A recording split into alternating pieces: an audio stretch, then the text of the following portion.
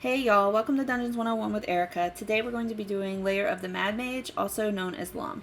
There's one title that we'll make sure we pick up and show you guys how to obtain called Dauntless Explorer in this dungeon as well. When you first load into the dungeon, you'll make your way up the hallway and up the stairs to the first pack of mobs. Once they are defeated, you can proceed through the gate on the side. It doesn't matter which side you choose, but for simplicity's sake, everyone should go through the same side to avoid aggroing additional mobs. Once those mobs are dead, in the next hallway, you'll have a Gorgon in it that you will fight before proceeding through the door and down the shrinking hallway.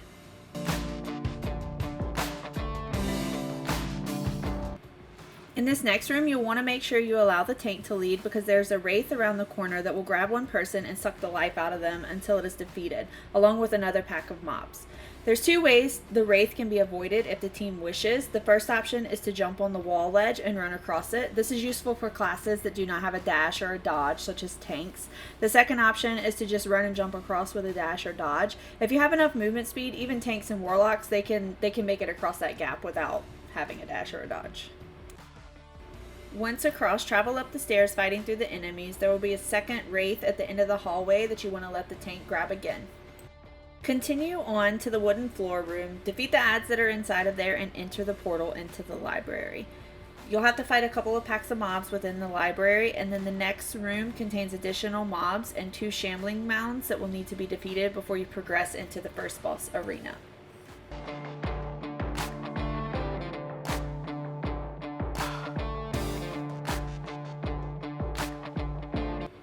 The first boss in this dungeon that you will face is Arcturia. When you enter the arena, you will see a pool of water in the center of the room along with 4 tiles, one at each corner. Most groups will wait to see each DPS claim one of the tiles. This is signaling to the group that you'll cover that specific corner of the room when the mimic phases happen. The tank and the healer will usually stay together and go to the green corner, while the DPS cover the purple, yellow, and blue corners.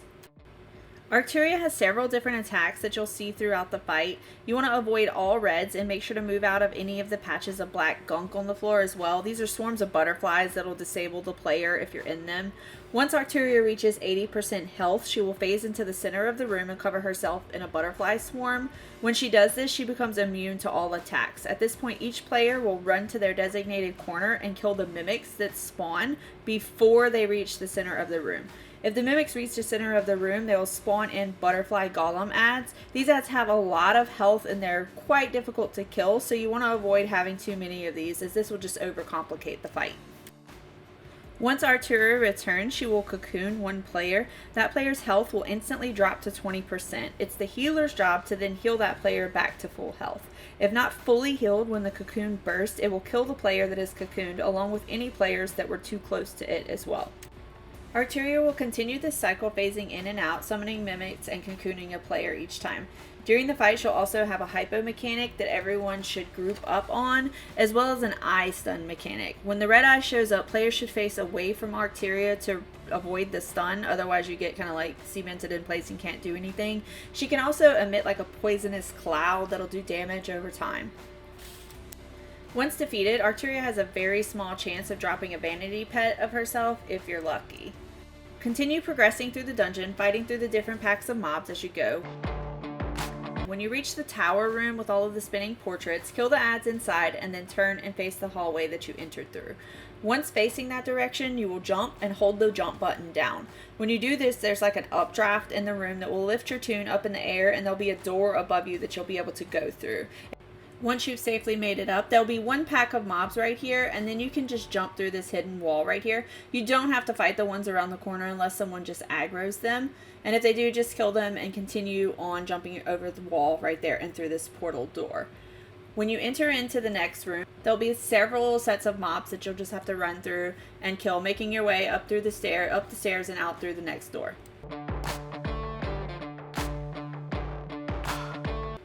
The next room down here will just have 2 sets of Trobriand constructs that you'll just make your way through, defeating those 2 and progressing through the door. Once you've made it through the door, you'll fight one more set of little myconid enemies before you go through and jump down the hole and out through the portal door beneath.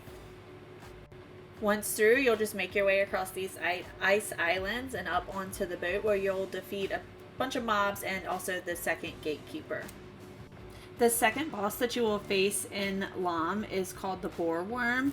The Boar Worm has a couple of different mechanics and everything. It has two distinct phases that it'll go through, where you have an attack phase and then you will have a boulder phase. During the boulder phase, you want to have all of your team focused on breaking the boulders. You do not want to allow the boulders to reach the center of the room. All the while, you have to keep yourself from going into the center of the room, because the sand, it sort of starts to shift during the boulder phases and it sucks all of the players towards the center. So you have to kind of fight back against that while killing the boulders. Any boulders that do go into the center hole will add a stack of overcharge to the Boar Worm. Once the boulder phase is done, this electrical current phase will happen, where it'll target one player with like this hypo around them. All players used to have to group up on that hypo to keep everyone safe while the healer healed through it. Now it's just much easier to allow your tank to take that hypo and the healer heal them through it, and the DPS just stay away from everyone and avoid the falling rocks as much as possible to alleviate as much healing off of the healer that is necessary.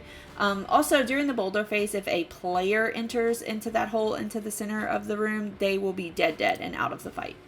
The Boar Worm will continue his attack patterns. He'll put these pools of electricity on the ground that you'll need to avoid. He'll jut rocks up out of the ground that'll knock you back.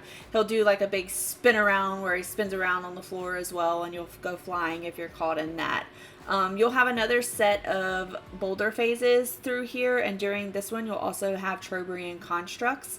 If your DPS is too low, you'll want to make sure that you leave some of those constructs alive, because going into the next set of the next phases, if there's a construct alive when the Boar Worm does his little swoopy attack, it will drain the Boar Worm's energy and he won't be able to do as much damage to you guys, and you'll be able to do additional damage to him. So that's kind of an easier way if your DPS is lower and you're having trouble struggling here.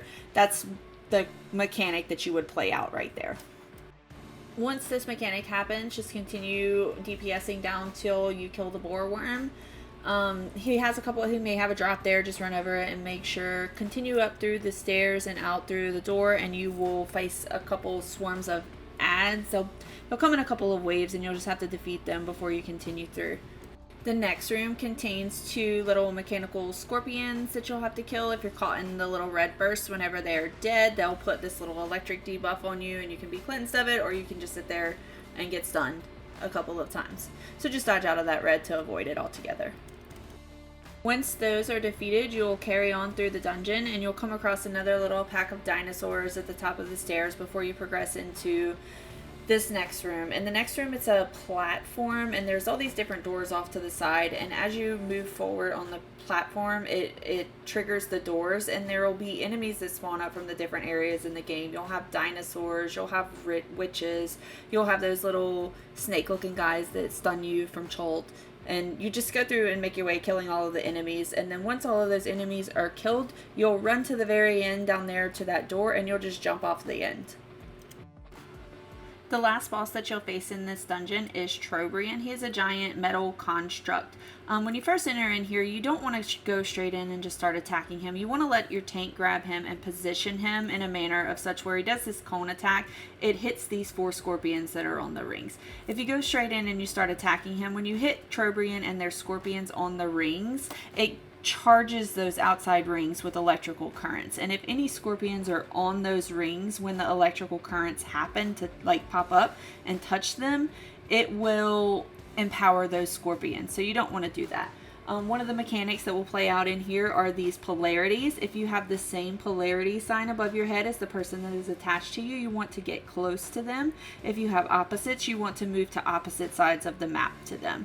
When they go off, if you have the same, it'll repel you, and if you have different ones, it'll pull you together. And if you have the different ones and it pulls you together, you'll get this debuff chain on you that reduces the damage that you can do over time, so you don't want to do that.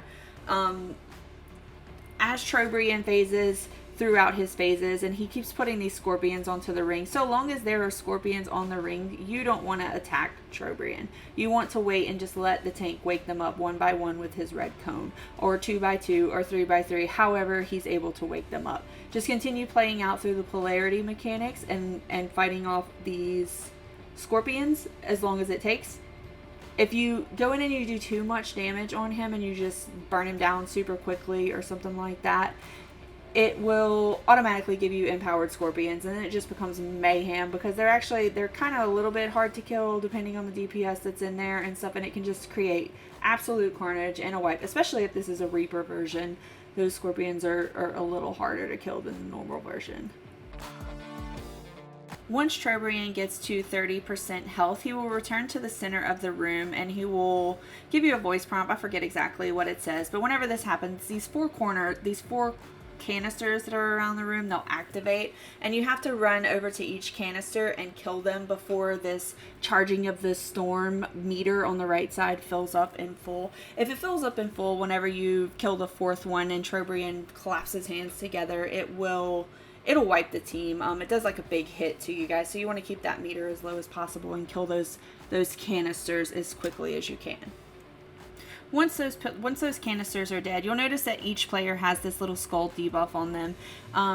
When he does this big hit attack at the end, if any player doesn't have sufficient DR to keep them alive or something like that, and they take a down during this part, they'll be dead and out of the fight. So you want to make sure that your healer gets their DR out and puts anything down that can help save the team, so that hit, depending on how high that charge is especially, will keep the whole team alive, because you don't want to lose any of your players during that part. Once that's all said and done, you just continue on DPSing him down to 0, and then you have defeated Trobriand. The key for this dungeon is a skeleton key. It can be purchased in the Wondrous Bazaar. There's going to be one more thing that we're going to show you in this dungeon, and that is a title that you can obtain. After you've defeated the dungeon, you will turn around and run back down that little hallway that you entered in. Just run all the way down to the end, and there's a false wall that you can go through, and you'll climb up across these constructs that are sitting here and jump all the way over onto this table on the other side.